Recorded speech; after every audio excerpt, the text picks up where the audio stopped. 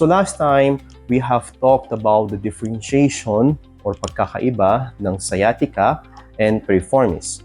And now, we are here to teach you what you need to avoid. What you want to avoid is using this type of ball or stress ball and really try to dig inside using it. Okay, parang dinadaganan mo siya. It might feel na parang nakaka-relax, parang minamasahe ng bola, but that's what you need to avoid. Because remember in the last video that we talked, the piriformis muscle is really impinging that nerve.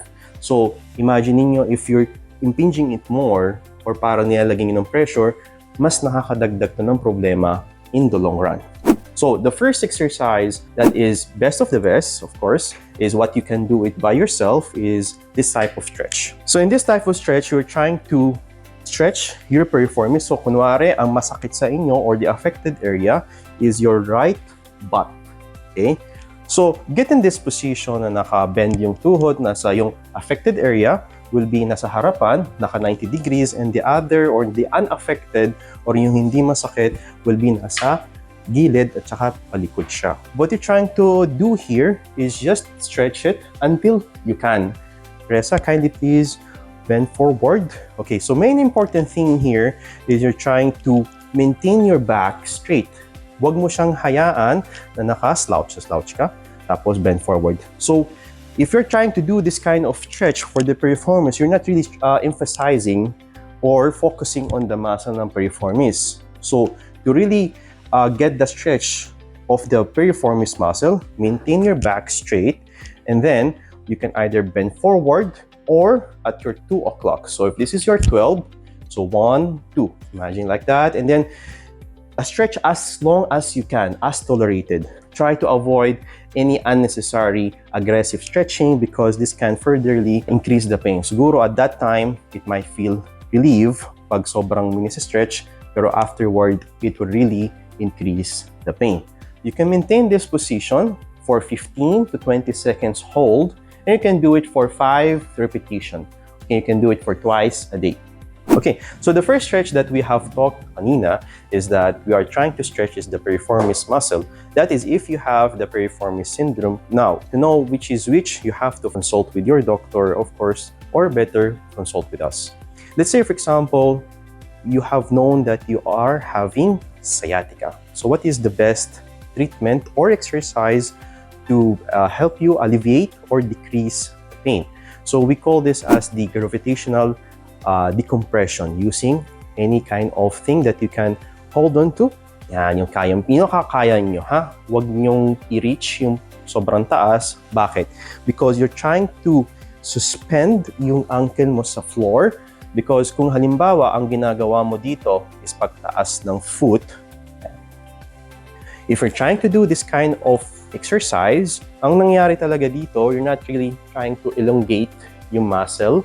In order for us to stretch this kind of muscle or elongate it or decompress it by the gravity, you let your foot suspend, okay, or your toes try to touch the floor.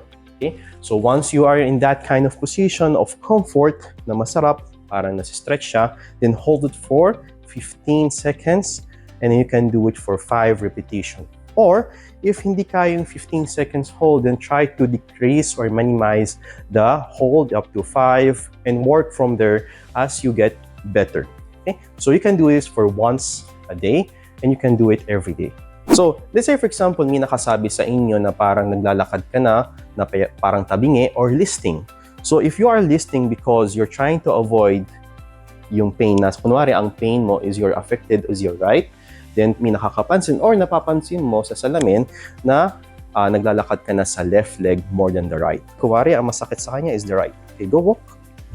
So as you can see here, she is trying to walk with her left and avoiding the right na bigyan niya ng bigat. So if your affected side is again on the right, this is what you need and we call this as recentralize, okay? So you're going to lean on the wall, okay? Hawakin mo yung right ng bewang, yung sa may pelvis mo, and you're going to try to recentralize using bending on this side. So, like this. Once you feel there is a relief on this part of the exercise, hold it for 15 seconds to 5 repetitions. And then lean away from the wall. So you're gonna do it for 5 repetitions or so until you feel na gumagaan yung pakiramdam. Then you increase the number of repetition. You will only do this exercise if may listing ka. If wala kang listing, then no need for this exercise. This is only for listing. So for this exercise that we're trying to do, we call it as the McKenzie exercise. So ang ginagawa mo lang dito, you're trying to extend, just like Reza is what she is trying to do. You're gonna extend your back. Pero before doing that, don't also neglect yung legs natin. So you're gonna let your leg na close to each other and contracting or papatigasan mo yung kapwitan mo. So merong mga levels yan. So the first level that you're trying to do is that being on the elbow. Okay? Kung hindi kaya yung prone hand. So on the elbow, you're going to try to extend as far as you can, and you're gonna hold it for 10 to 15 seconds hold. Okay? You can do it for 5 up to 10 repetition. Let's say for example, okay ka na dito, walang masakit, you can go progress to the second form na naka-prone and hand. Okay? Prone and hand. Okay. So again, maintaining yung contraction ng glutes, not so much, tsaka yung legs medyo close to each other. Ang ginagawa dito ni Reza, medyo may konting correction lang na dapat natin siyang correct.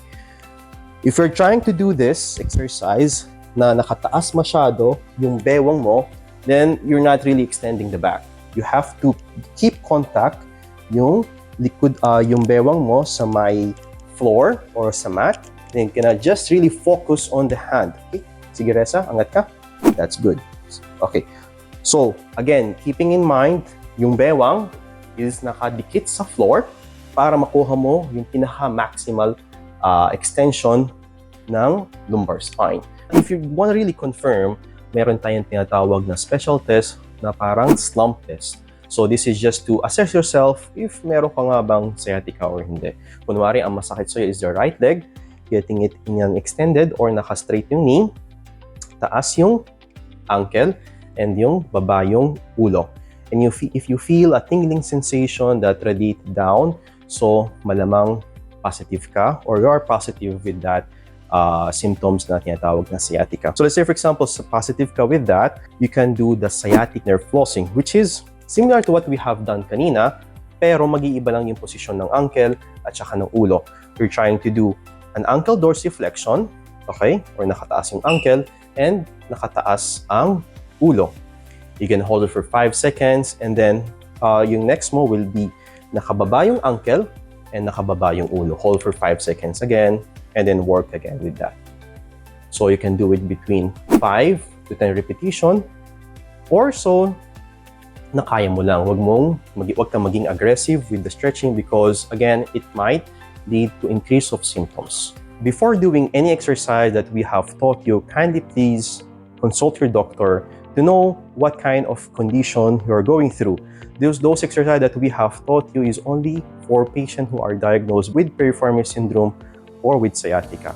So if you don't know and the pain is increasing while doing those exercises that we have taught you, kindly please stop the exercise and immediately consult your doctor or better with us. Feel well with FadiSab.